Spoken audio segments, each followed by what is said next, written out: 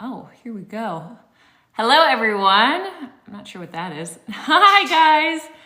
I hope you guys are having a good day. Happy Friday. I just got back from the gym, having a bite to eat.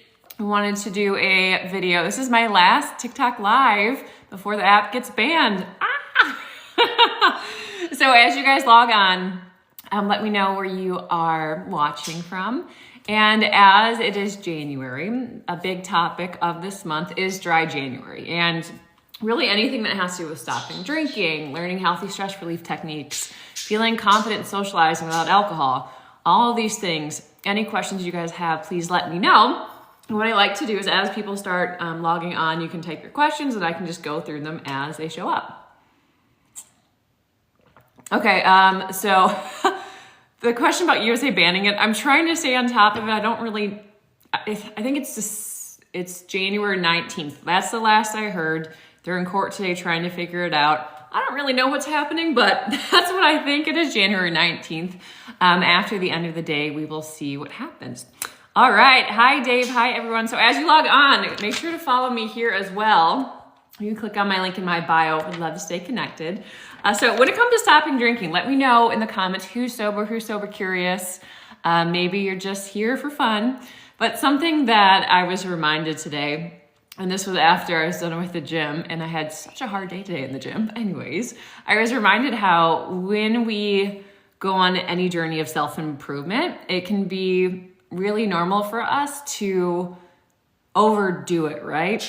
To try to do too much and essentially make it so these new habits are not sustainable. So something that's really important with any journey that you go on, and especially with stopping drinking, because a big part of that is a healing journey, it's being able to have only a few habits or tools that you use that make the biggest difference. So instead of trying to add everything in, so bringing everything to the kitchen sink, instead of doing that, it's looking at okay, what are 3 things that I can bring into my life right now that can help make a difference? Some of the things, hi everyone, and as you log on, if you have any questions about stopping drinking, let me know and then I will go through them. One of the things that I always recommend is some type of journaling practice. When you're able to have a space where you can reflect, get your thoughts out of your head, this will help you to gain some clarity. And a lot of us don't take that time to really acknowledge our thoughts and how we're feeling. And when you start practices of journaling and stuff like that, this is a space for you to gain clarity about what's going on in your life and how you want to move forward. So especially when you stop drinking, what will happen is you'll start to feel everything. And the other day, one of my clients was like, I thought once I stop drinking, everything would just be better. And it is, but you start to feel everything. So at first it's like, ooh, it's like a big roller coaster because all of the emotions that you used to cope with alcohol and numb, you're starting to feel them. So being present for everything, the good and maybe the harder emotions at first can feel a little overwhelming. But when you're able to embrace practices that help you to relieve these emotions in a healthy way, that can help you sustain a healthy path and keep moving forward. Hi, Kyle. Hi, Mud. Hi, user 594. So as you guys log on, let me know if you have any questions for stopping drinking. And I'm going to bring this up. Make sure to follow me here. You can go to my profile and it'll be a link to take you to Instagram. But yeah, so for dry January, let me know who is participating. Something about dry January that I don't particularly like is after it's over, a lot of people they go back to the old patterns they used to be in. And anytime you do take a break from something that isn't healthy for you, that's a good thing, right?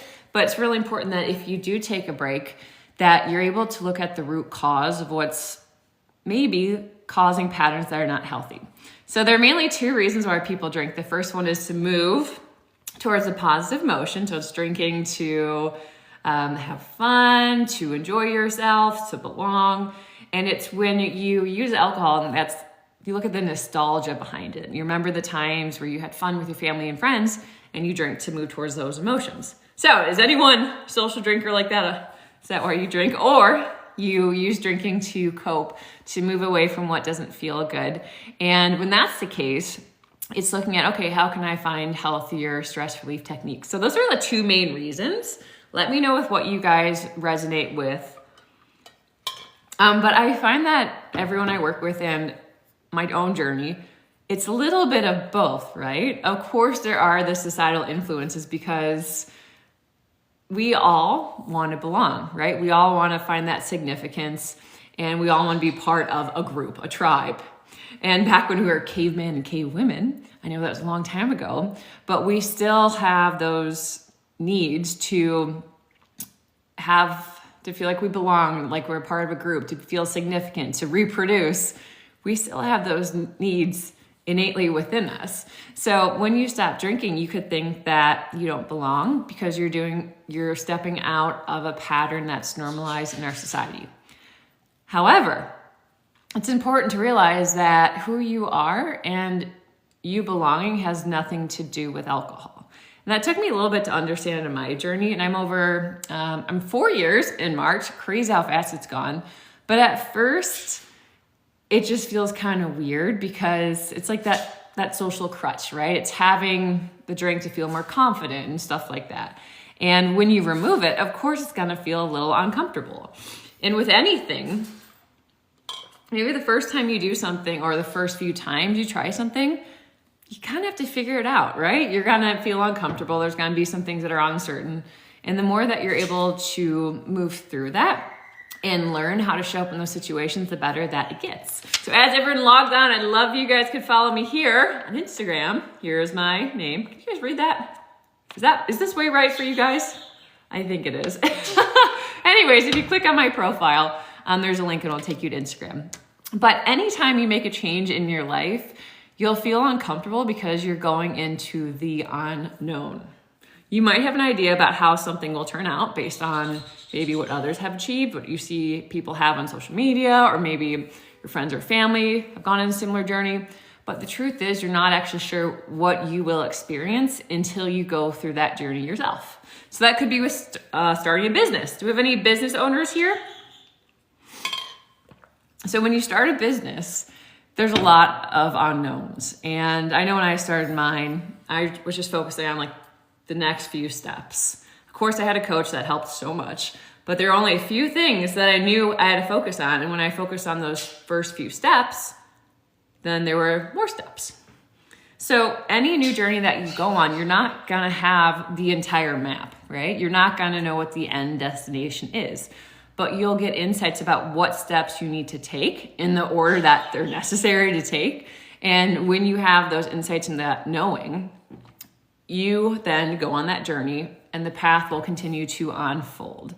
So that's just something to keep in mind as you move forward. Maybe it's starting a business, maybe it's stopping drinking. If there's uncertainty or if you feel afraid because you don't know what's going to happen, that's okay. What this means is you're putting yourself in a situation, you're doing something new, and because of that, you can experience a new result. So it's actually a really good thing to feel uncomfortable because that means you're doing something you haven't done. And in order to see a new result and have a new life, you have to do that. So that's something to celebrate. As you continue on your journey, the more that you feel uncomfortable, and there's like growing pains, to embrace that, because the more that you can embrace that and to continue to move through that resistance, to go through the hard times, the turbulence, the more that you can overcome those hurdles, then you'll get to the other side.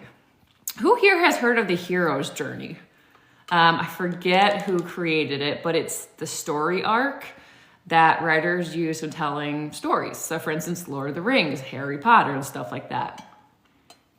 So the hero's journey, it's really interesting. When you look at it, and you can just Google hero's journey and it will come up, you can see what steps you have to go through in order to ascend to a higher plane. So essentially what that means, if you're in a place where you're questioning your relationship with alcohol, it's making you go into patterns that aren't great, you're not happy with yourself, to where you want. Yeah, so hi Beck. I'm seeing you a lot lately. Yeah, so they use hero's journey in marketing. And the way I've seen it done in marketing is sharing a client story and helping someone who's maybe new to your content see like what the process will look like if they were in that person's shoes. So with the hero's journey, you have point A and then point B, right? And it's actually like a circle. So you come up on a higher plane. And if you are starting somewhere, not being happy with your relationship with alcohol, needing to work on healing, then you go all around the hero's journey and then you end up, whoop, above it. So in order to get right here to this new reality that you have created, you have to go through the dark night of the soul. You have to go through trials. You have to be able to implement the changes that you have and bring that into your life and your society and create this new way of being. So you're not actually able to create sustainable changes until you go through the shit. And I know that feels like, oh, that sucks. But it's true, because trials, you have to go through situations that are challenging, that might ask you to heal. Maybe it will ask you to look at things that are uncomfortable. You have to do that because in those moments, there are opportunities for growth. And only when you embrace those challenges and those opportunities for growth will you then become the version of yourself that you need to be in order to create the results. Let me know if that resonates with you guys. And for everyone logging on, thank you for joining. I hope that you can come follow me here. Once TikTok gets bad, no! Come see me here on Instagram. You can click on my bio and it can take you there. I'm not sure if you guys can read that. Let me know if you can. My handwriting's kind of small. But anyways, so with that being said, that's because you trust in the process of society. Okay? So when it comes to the healing journey and like going through the hard stuff and things like that, it's really important that you do have some type of support or community around you when it comes to healing, because when you're stuck in a pattern that isn't serving you, and maybe there's been a few times that you've tried to get out of it on your own, and you maybe have gone back into those patterns. It's kind of like a ping pong, going back and forth, back and forth. If you find yourself in that cycle, it's important to realize that there's something that needs to be addressed, and maybe you're not able to do it on your own. And what I mean by that is, energetically, if you don't feel confident or safe enough looking at maybe guilt, shame, or blame from the past, or healing emotional wounds, if you don't feel comfortable doing that, if you don't feel safe doing that, if you don't know how to give your emotions space, if that's something you just don't know how to do, that's okay. But what's really important to do is, when you realize that there's something that you're stuck with, to not just try a different way.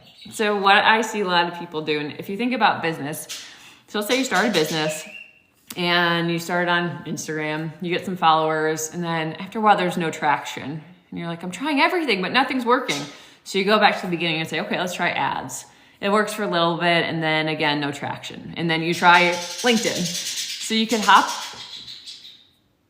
My bird says hi. You could hop around to all different platforms and trying different strategies, because every time you feel resistance or things aren't working, you might think, oh, I'm doing it wrong. So you try something else.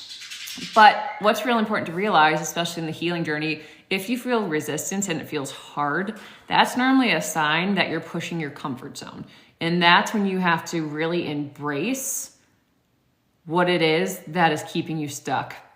Kara, I quit 1123. Woo! Good for you. So happy 2-ish years. That's awesome. So when you're able to embrace the hard stuff, that's when you can actually get to the other side of the transformation, because it allows you again to become the person you need to become, remove the stuff that's not helping you, and create more space for who you want to be and where you want to go. For everyone new, please follow me here. This is my last live on here. I'm so sad. I'm heading out to Colorado tomorrow to go skiing. So I wanted to do a few extra this week just to see as many people as I could. So let me know if you guys have any questions. I'm eating my pancake. I was just in the gym. My Fridays are always really hard, so it's nice when they're done. Okay. So who here is sober or sober curious? I'm always interested in to see that. Okay, what kind of bird? So my bird is a parakeet. Yeah, he's in this game. We'll go say hi.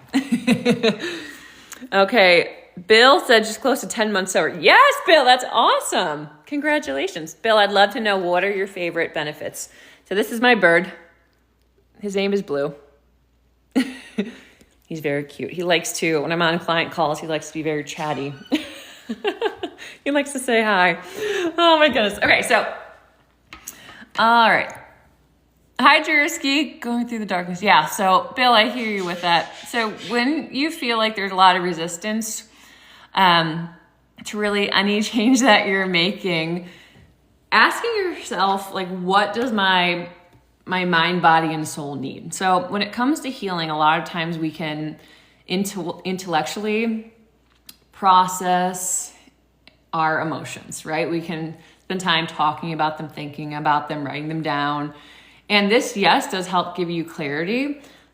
But the most important thing is that you're able to move it into your body, because we hold emotions in our body. And this is something that's not widely understood.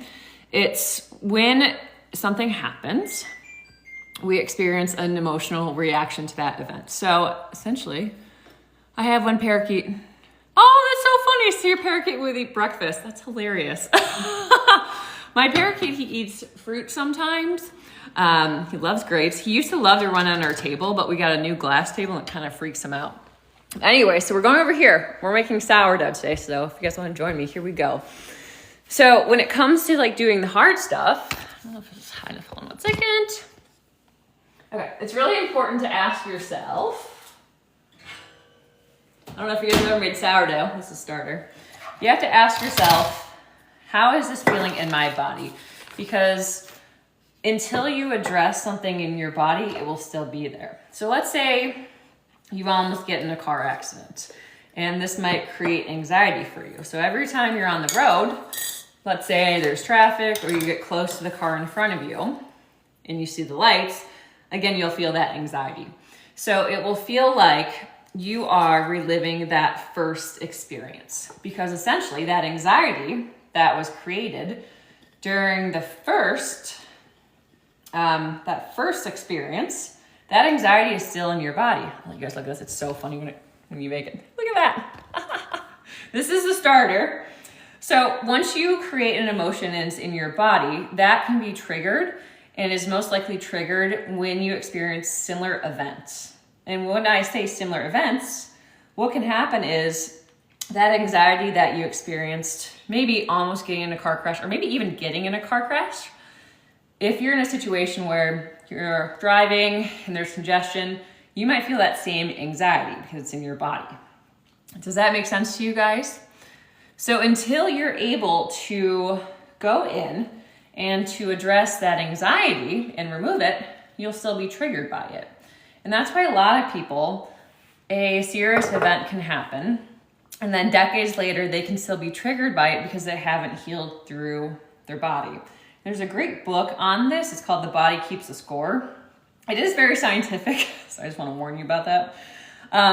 But it's great at showing you how your body essentially is a vessel for emotions. And when you take the time to start to understand how certain emotions feel in your body and how to work with them instead of against them, you can be more proactive about letting go of the ones that aren't serving you. And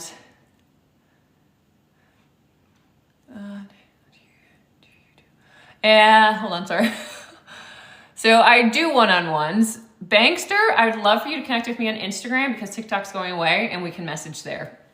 So, some more things coming in. Okay. So when you are able to address your emotions from the body state, you're actually able to remove it from your body. And when you can remove it from your body, you're making it so that situation from the past is no longer triggering you. And this can be so important because that memory of those experiences lives in your body for as long as you live until you address it. And I know that might sound a bit overwhelming, and it can be, but the good news is addressing these emotions doesn't have to be hard, but it can feel uncomfortable. So a lot of the work I do with men is about helping them to feel safe and comfortable in their bodies. And men especially have been told by our society that if you feel emotions, you should shove them down and act like they don't exist. So this type of coping with emotions, essentially avoiding them, makes it so you're not able to be fully present. And if you're not able to be fully present, what happens is you're not able to experience really the fulfillment that you want in life. So a lot of my clients, a lot of my clients are very successful in what they do. They're CEOs, business owners, executives, and they have everything that you're taught to desire on the outside: the beautiful house, the cars, vacations, loving family. But it doesn't feel the way they thought it would because they're not able to fully enjoy it. And when you find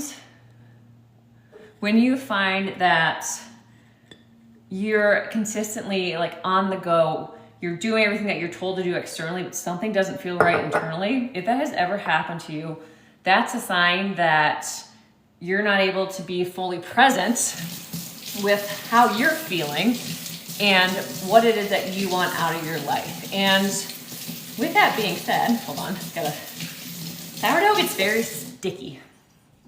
When you're able to actually take the time to be present with your body and how you're feeling, this can open you up to more insights about what it is that actually makes you happy. And for a lot of people, what makes them happy is not what our society says will make you happy. And that can only happen when you're understanding what makes you happy, like what you want, can only happen when you're able to slow down and be present and tune into your intuition and actually feel what makes you happy. And that fulfillment of being present with your family, with your friends, only comes from that stillness. Okay. So, okay, Frank said, how do you recognize the triggers? Triggers to drink? I'm assuming that's what you mean. So, hold on, get one more thing. Hold on! Okay, first, everyone joining, follow me on Instagram. Gotta say it. So, when you mention triggers, something to keep in mind is that with drinking, for many of us, that's way too hot, hold on. For many of us, drinking is a social and emotional crutch, right? Addiction, yes, is a very real thing, but a lot of us, it is that social and emotional crutch. And when you're able to understand why you're relying on alcohol and what benefit you're getting from it, that can help you understand your triggers. So let's say you find yourself in social situations, drinking, and when you remove it, you realize, okay, I feel triggered when I'm in a social situation and I don't have alcohol. So one of your triggers there could be feeling like you need a drink to belong. Maybe you're outsourcing your confidence to alcohol. Maybe there's some insecurity that you're trying to cover up with alcohol. So that's one side to look at. Another thing to think about for triggers is looking at, okay, if your trigger, hold on, gotta mix it. So now we're at the second stage of the sourdough. We added the starch and the water, now you gotta mix it. So when you look at using alcohol to cope, a lot of that is building off of what I was just talking about, how when your body is in chronic stress, there's only a certain amount of stress that your body can handle. And when you have too much of that, then you go into shutdown. Essentially, that's feeling numb and disconnected. So a trigger could be using alcohol to cope and quiet your emotions because your body feels overwhelmed. And that's the only way you know to quiet your mind, right? So there are different angles to look at, and it's important to have conversations to figure out what's triggering you and how you can address that. Because if something's triggering you, there's something beneath the surface that needs to be addressed. And once you understand what that is, you can then put in healthier techniques, do healing, do coaching around that, and find a way to work through your triggers. Let me know if that helps. Okay. Okay, did you say trauma? Yeah. Yeah. So anytime you are, okay, yeah. So cigarettes, there's a lot of people I talk to who, any type of unhealthy coping mechanism, it could be smoking, it could be marijuana, it could be video games, drinking. Anytime you have something that you're using to cope, it's a very similar root cause that you have to address, right? It's just a different vice. Okay, now we're adding the salt. Here we go. The first time I made sourdough in our new house, we just moved here.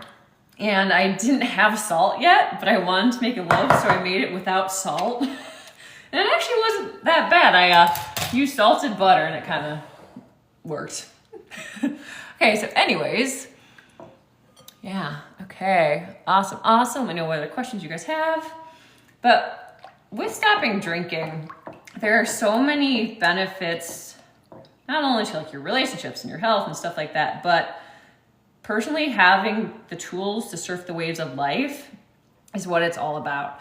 And in my coaching with my clients, yes, we talk about how to stop drinking and do coaching around that, but most of what we cover is learning healthy stress relief techniques. Because the truth is, if you just stop drinking, but you don't know how to manage your emotions or relieve stress in a healthy way, you will just go to another coping mechanism. You'll find another vice.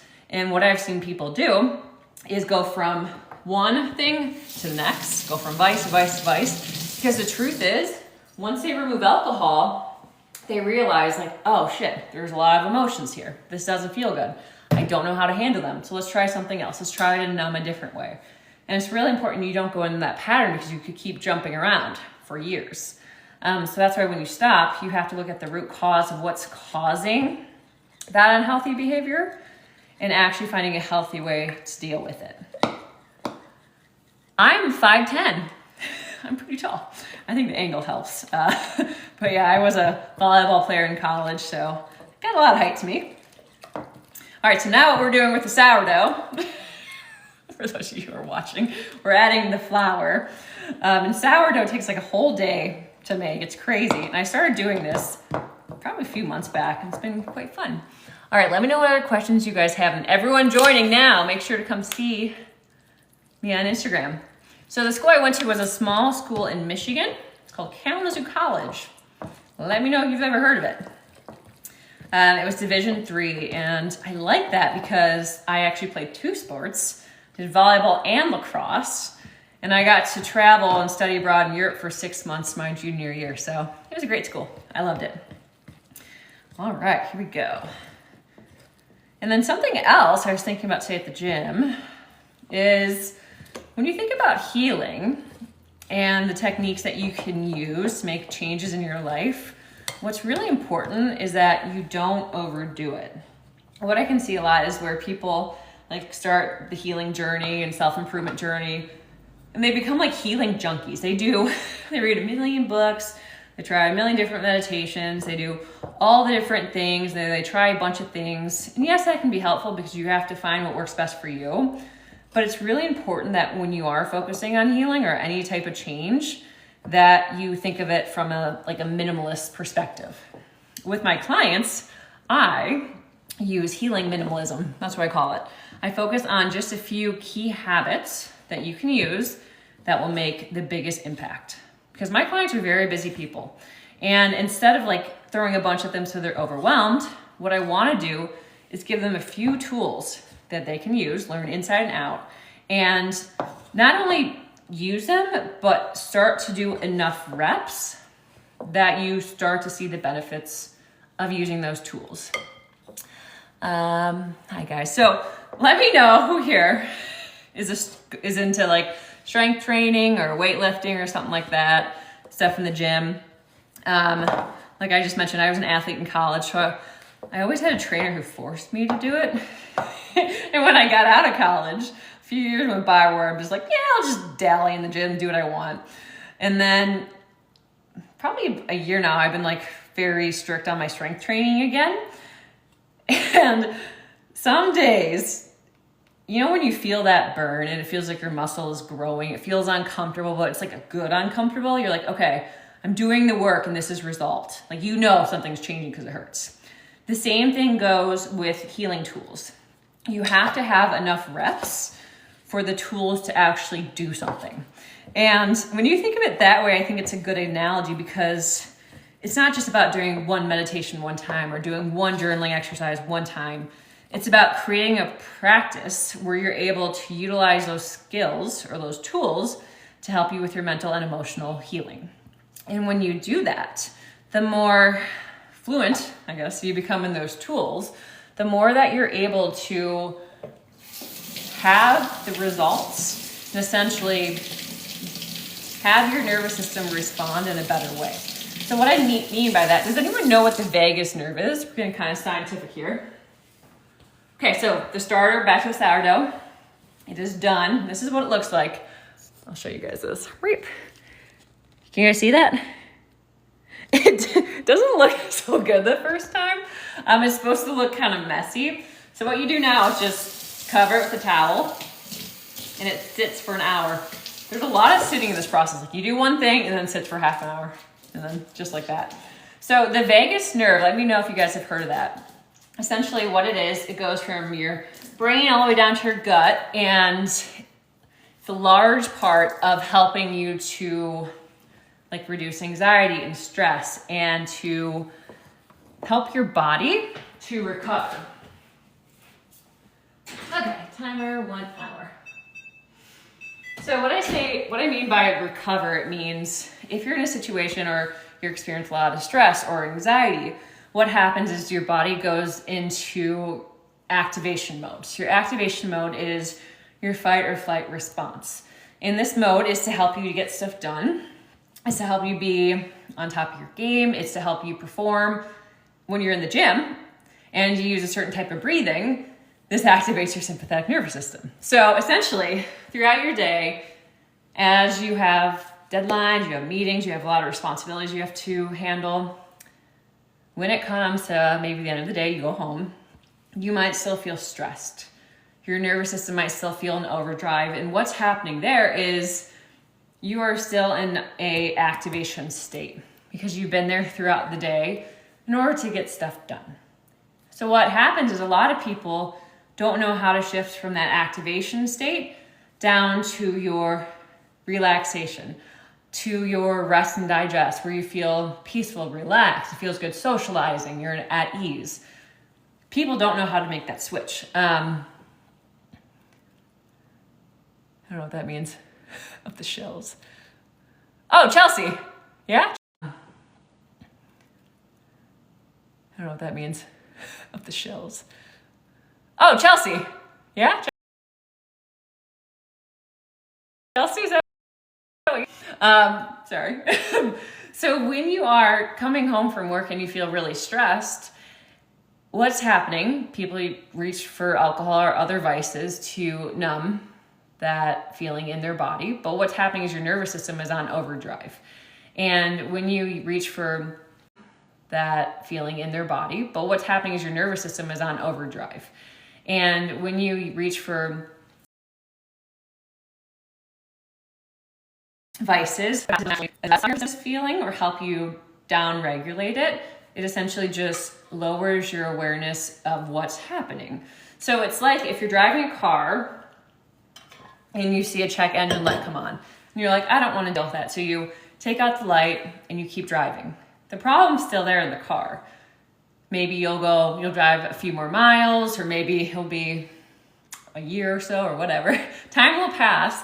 And essentially what will happen is that problem that started as maybe like a smaller thing, it amplifies and gets worse and more severe. And now something that could have been a really fast repair job is now a big problem in your car. So when you think about emotions, when you, you're funny. I have not played for Chelsea. I wish. Not good at soccer. I'm more hand-eye than foot-eye coordination.